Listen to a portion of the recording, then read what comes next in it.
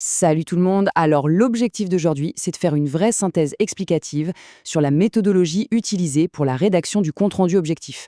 On va se baser sur le texte de l'image qu'on va voir et surtout, on va parler de ces fameuses ressources réinvesties. Je sais, souvent quand on entend compte-rendu objectif, on a l'impression que c'est une corvée absolue, un truc super scolaire. Mais en fait, pas du tout. C'est plutôt comme un immense puzzle stratégique. Si on a les bonnes pièces et qu'on connaît la notice de montage, ça devient presque un jeu d'enfant. Allez, on plonge là-dedans. Alors, regardons un peu notre matière première. Ce qu'on a là, c'est un vrai sujet d'examen. Il y a un texte historique de Karim Chaibi, qui vient de l'Atlas historique de l'Algérie, et qui parle d'un sujet lourd, la participation forcée des Algériens à la Première Guerre mondiale.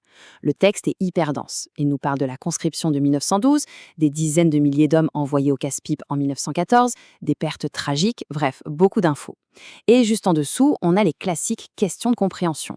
Au premier coup d'œil, on se dit « Ok, c'est juste un obstacle de plus ». Mais en réalité, le combo de ce texte et de ces questions, c'est littéralement une carte au trésor pour réussir sa rédaction sans transpirer. Pour comprendre comment ça marche, on va suivre ce plan. 1. L'anatomie du compte-rendu. 2. L'accroche, donc les fondations. 3. Le développement stratégique. 4. Le réinvestissement des ressources.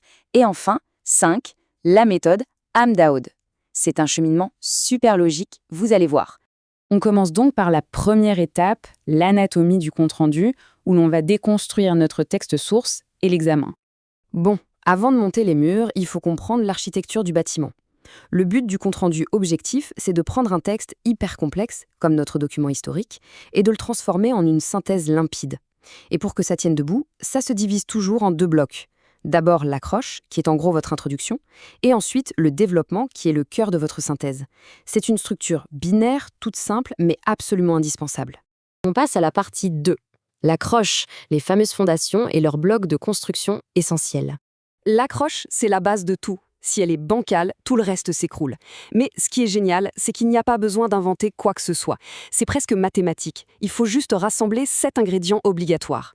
On prend notre texte. Est-ce qu'il y a un titre? Non. Eh bien le dire, c'est déjà une info. L'auteur, Karim Chaibi. La source, l'Atlas historique de l'Algérie, pages 213 et 214. L'édition, c'est Nouveau Monde. L'année, 2022. Le thème, la participation des Algériens à la Première Guerre mondiale. Et enfin, l'intention de l'auteur, informer sur ce recrutement obligatoire. Boum, on emboîte ces 7 données et on a une introduction parfaite, inattaquable. Étape numéro 3. Le développement stratégique. Comment on passe de notre intro au corps du texte. Maintenant que les fondations sont là, on attaque le gros œuvre, rapporter les faits historiques de manière totalement neutre. Et là encore, on a une logique imparable en 3 temps. D'abord, on scanne le texte pour repérer les chiffres, les stats et les dates. Ici, ça saute aux yeux. L'année 1912 pour la conscription, les 119 000 travailleurs, les 173 000 soldats engagés.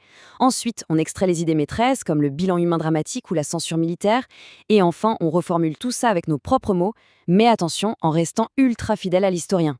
L'idée, c'est d'être le miroir parfait du texte sans jamais donner son avis.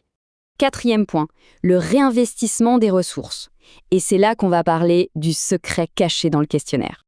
C'est vrai que rédiger le développement, ça peut faire peur. Mais il y a une astuce incroyable qui est planquée juste là, sous notre nez. Les questions de compréhension de l'écrit. Si on prend la toute première question de notre sujet d'examen, la question 01, elle demande de choisir le sujet principal du texte parmi 3 options, dont la participation forcée des Algériens à la Première Guerre mondiale. C'est pas juste un petit test de lecture rapide, c'est carrément la réponse qu'on cherchait pour notre synthèse. C'est exactement ça, le concept du réinvestissement des ressources. Regardez ce tableau, c'est fascinant. La question 1 ne sert pas juste à gratter un point sur la copie, elle nous donne, sur un plateau d'argent, le thème et la visée communicative pour boucler notre accroche. Mais attendez, il y a mieux. Les questions 2, 3 et 5, elles forment en fait l'ossature de notre développement. L'examinateur, en posant ces questions, nous indique littéralement quels sont les événements et les dates clés qu'il veut absolument voir dans notre résumé. Quand on met ça côte à côte, c'est presque magique. À gauche, les questions brutes, la Q2 sur le rôle des travailleurs comme le terrassement, la Q3 sur l'isolement et la censure par l'armée française, et la Q5 sur les repères chronologiques comme 1912 et 1914. Et à droite, eh bien, c'est tout simplement notre paragraphe de développement final. Ce paragraphe, c'est ni plus ni moins que les réponses à ces questions, reliées de façon fluide.